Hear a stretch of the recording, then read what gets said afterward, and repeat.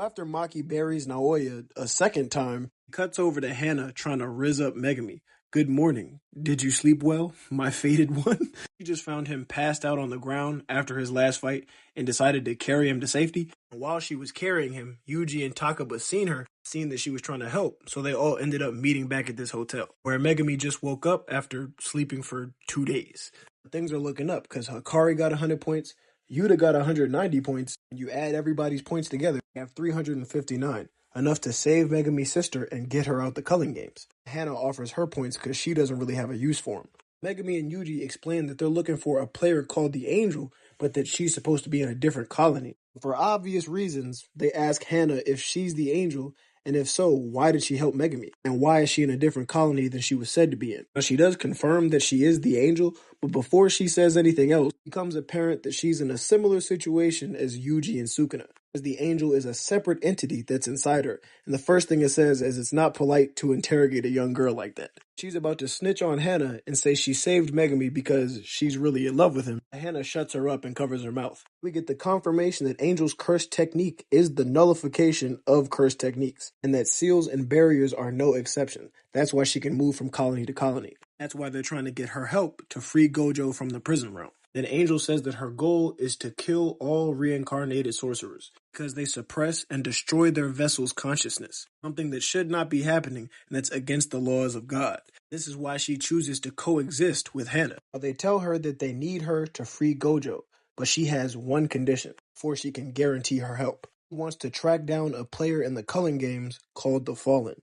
If we can kill this player, then I can guarantee you my assistance. And the second she says this, Sukuna pulls Yuji into an internal conversation. Just tells him straight up, I am the Fallen. Like, this is one of the peakest parts of the show for me. Yuji's like, wait, what? And he says it again, I am the Fallen. This is happening in his inner world, but on the outside, everybody can see Yuji's mood switch. They're like, bro, are you okay? And he's trying to play it off like, I'm not feeling so well. Everybody goes back to like talking, and as soon as Hana turns around, Yuji's trying to silently tell Megami about Sukuna. The Fallen, it's inside me, it's Sukuna. Megami's just confused, like, what the fuck are you on? Megami starts thinking, I don't get what he's trying to say, but since he moved around, it's something he doesn't want Hana to know. Hana, or is it the Angel?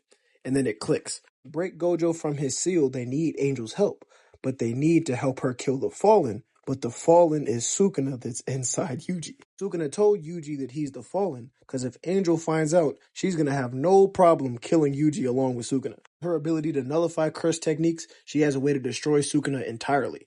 Basically, Sukuna's calling Yuji's bluff on killing himself or sacrificing himself. Yuji says, I'll gladly die. It's a cheap price to pay to get rid of Sukuna. But right as they're thinking all this, Angel senses something. A big-ass number of players just entered the culling games. They show us a counter that it's over 800. Before the Shibuya incident even happened, Kenjaku went to America to talk to the president, informing him and his party about Jujutsu sorcerers, cursed energy, and all these phenomenon that are exclusive to Japan. He even brought them all glasses imbued with cursed energy so he could show them that there's a whole world of shit that they can't see. Now, as soon as the politicians realize this shit is real, the first thing they say is this is a gold mine, seeing cursed energy as an opportunity to leap far ahead the other nations in terms of power. We can't fall behind China and Russia with alternative energy, Saudi Arabia and all the other countries. They're just thinking about the money and power, and whole time Kenjaku is just baiting them into a trap. He tells them there's going to be a big ritual where sorcerers are going to gather, talking about the culling games. And he suggests that they should send U.S. troops into the culling games to kidnap sorcerers and bring them back to America so they could experiment on them and get cursed energy for themselves. But Kenjaku knows that soldiers with guns can't fuck with sorcerers. He's just trying to get the US to send troops so they can die in the culling games and become a sacrifice of energy for the merger. They have no clue about any of that shit. And on top of that, the general of the army is arrogant as fuck. They're no match for our army. We got muscles and bullets. So he says a single company of soldiers is going to be enough to take as many sorcerers as they want. But Kenjaku like, nah, you going to need a whole battalion. You need at least 800 people. Because again, he's just trying to increase the amount of people that are going to die. But the general still doesn't think they're that big of a threat. So him and Kenjaku have a bit of a challenge to see if Kenjaku to make it to him on the east wing from the west wing through all of the soldiers in between them. And the general's giving the president a speech about how they're going to have an overwhelming shouting victory. And as he's saying all this shit and says, "This is America," a soldier falls from the sky and hits the ground right behind them. He said, "Wait, what was that?" And he goes outside to see all his soldiers just falling from the sky. And on the roof of the White House, a monster of a cursed spirit. He convinces them, the US agrees to send their troops into Japan. These soldiers are what Angel was detecting when she sensed people entering the culling games. While everybody's in the culling games making their moves, Choso and Yuki are guarding Tengen back at the high school because they know that eventually Kenjaku is going to come and try to take her. And they come up with the plan that Choso was going to fight him first in hopes that he reveals something about his technique so that'll help Yuki in the fight against him. So after they settle on this plan, Choso goes out to patrol around the school and Yuki and Tengen sit and have a talk. And Yuki's giving her a hard time. Because if you remember, Yuki was previously a star vessel, someone who was chosen to merge with Tengen, a process that allows her to keep from evolving into a cursed spirit, basically. But after Riko Amanai's death, Tengen no longer tried to do any mergers, just accepting the fact that something like this would have happened eventually. Yuki has a problem because everybody else in the new gen is having to bear the consequences of the choices that Tengen's made. Regardless of the outcome, Tengen is going to maintain some position of moral wisdom. The biggest issue Yuki has is the other star vessels that already merged with Tengen. Their sacrifice is basically meaningless now because she's given up the practice. Apparently, Yuki can hear what the other vessels are saying, like inside of her as she's merged with her. Tengen can't tell, so she's asking her what are they saying, and you can see, why would I tell you? No matter if it was good or bad, you just use your age to justify your passiveness, and then you pretend to come to some kind of enlightened conclusion, right? Tengen just doesn't have shit to say. So again, Yuki's just giving her a hard time. Regardless, there was no clear cookie-cutter path for what she should have done.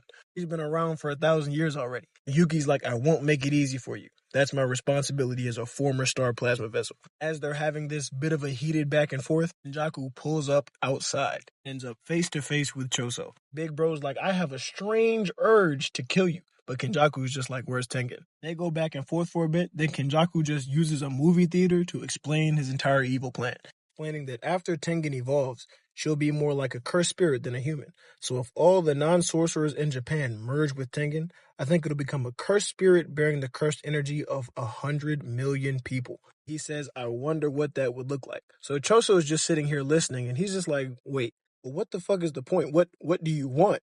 Did you not understand anything I said? No, I'm asking you, what are you getting? What did you gain from this? What are you trying to gain? What motivates you? And he just says, I'm fascinated. I just think it'll be fascinating, but I won't know for sure until it happens. I know I'd laugh, and this pisses Choso off, and he just, he gets active. He's ready to kill him.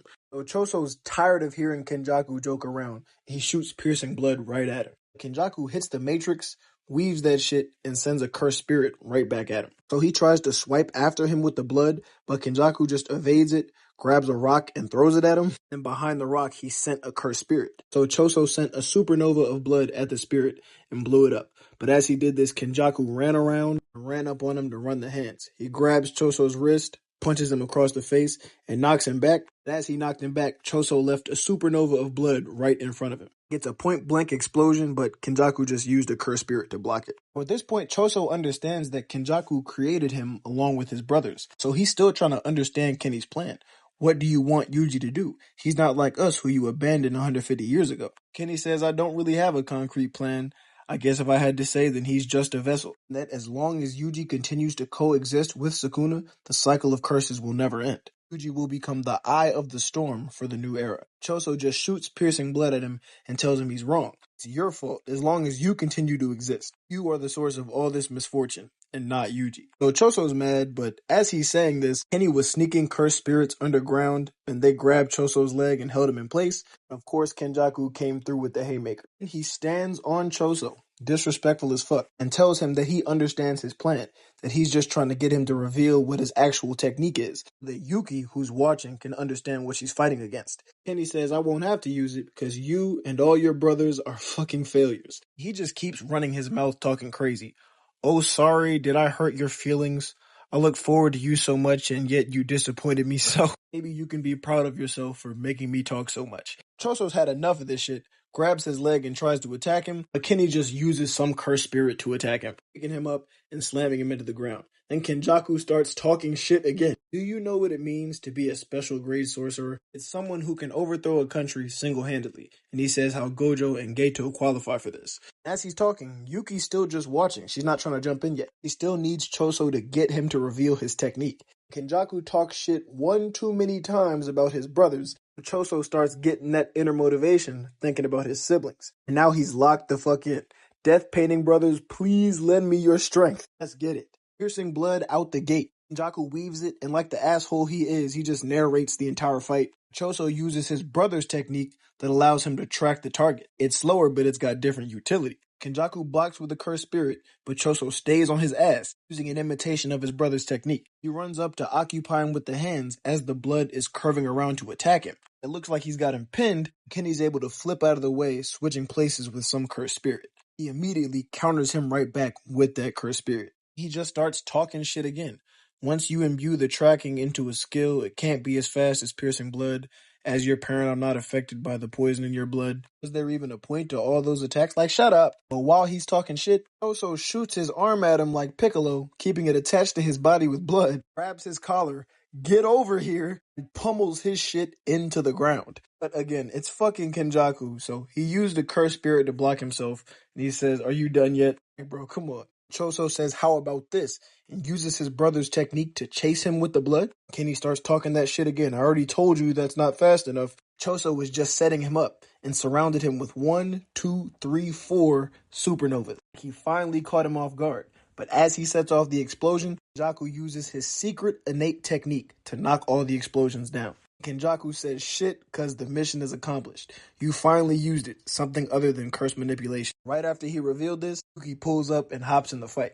Now, I don't know why she said good work, big brother, because it's very obvious that y'all had a little thing together. That is not your big brother.